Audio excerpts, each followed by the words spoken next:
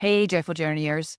Welcome back to the Joyful Journey podcast, where we explore the many ways we can tap into our inner wisdom to live more joyful and inspired lives. Today, I want to dive into something many of us have felt at some point: the longing for more. More money, more time, more things. Have you ever found yourself yearning for more, bigger, or better? We live in a world that tells us more is better. It's ingrained in our culture. Every day we are bombarded with messages that more stuff, more success, more status will make us happier. But deep down, we know that's not true. In my book, Whispers of the Soul, I talk about how our culture leads us away from what truly brings happiness.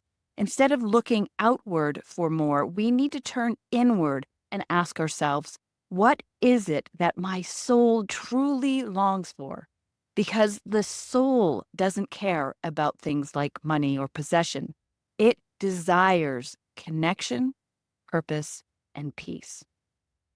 I'm certain we've all been there where we've opined or sometimes even whined for the want of more. I found myself in that very place recently when my husband Tom and I were crossing the US border on an epic months-long biking trip. Even though we were in the midst of this incredible adventure, I couldn't stop myself from saying to Tom, I wish I made more money. Although we were doing something many only dream about, we are doing it on a shoestring budget.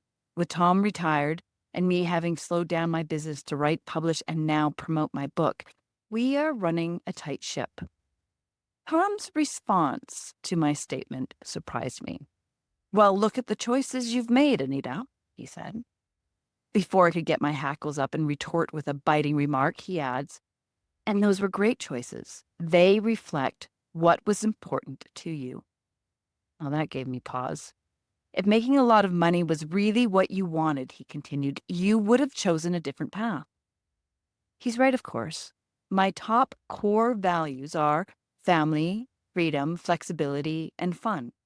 I've never wanted to sacrifice any of that for a big paycheck. I ran a nonprofit for 25 years, for goodness sakes. I was never going to make a lot of money doing that.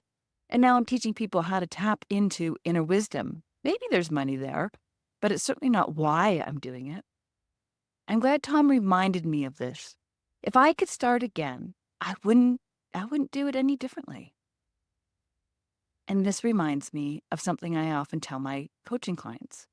We need to align our choices with our core values. In Whispers of the Soul, I share an exercise called the Values Compass, which helps us get clear on what truly matters to us. When we're aligned with our values, we're not chasing the more that society tells us to pursue. We're choosing the things that bring us joy and fulfillment. Now, I want to make one thing clear. There's absolutely nothing wrong with desiring more. A bigger house, a thriving career, full and beautiful life. The problem arises when we become so focused on these desires that we stop appreciating what we already have.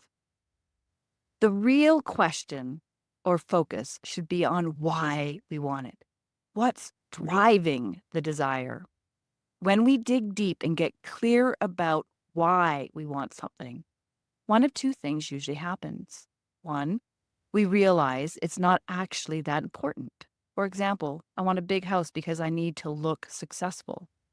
Or two, we uncover a deeper, more meaningful reason. For example, I want a big house so I can bring together family and friends and create beautiful memories. What's fascinating about the second option is that when you realize the true desire is rooted in love and connection, you begin to find ways to create that, regardless of whether you have the big house or not. Our soul's desires are often quiet, but deeply meaningful. When we get quiet and listen, we can uncover the deeper truth behind our desires. Things like love, connection, or a sense of belonging. When we tap into that, we stop chasing the external and start nurturing what is already within us. Perhaps the most profound realization I've had through all of this is how our desires stem from one of two places: fear or love. When we make decisions from fear, fear of failure, fear of not being enough, we're trapped in that cycle of wanting more. But when we choose from a place of love, we can see the abundance already present in our lives. The soul whispers to us from that place of love. When we learn to hear that voice, we can choose actions and desires that align with our highest self rather than our fears. This is when true transformation happens, when we stop reacting to fear and start leading with love. Joyful Journeyer, what we all truly seek is alignment with our values. When we understand our values and the why behind our desires, we become empowered to make choices that are aligned with who we really are. And that's where the magic happens. I encourage you to take a few minutes today and reflect on the more you've been longing for. Ask yourself why. Is it coming from a place of fear, or is it rooted in love?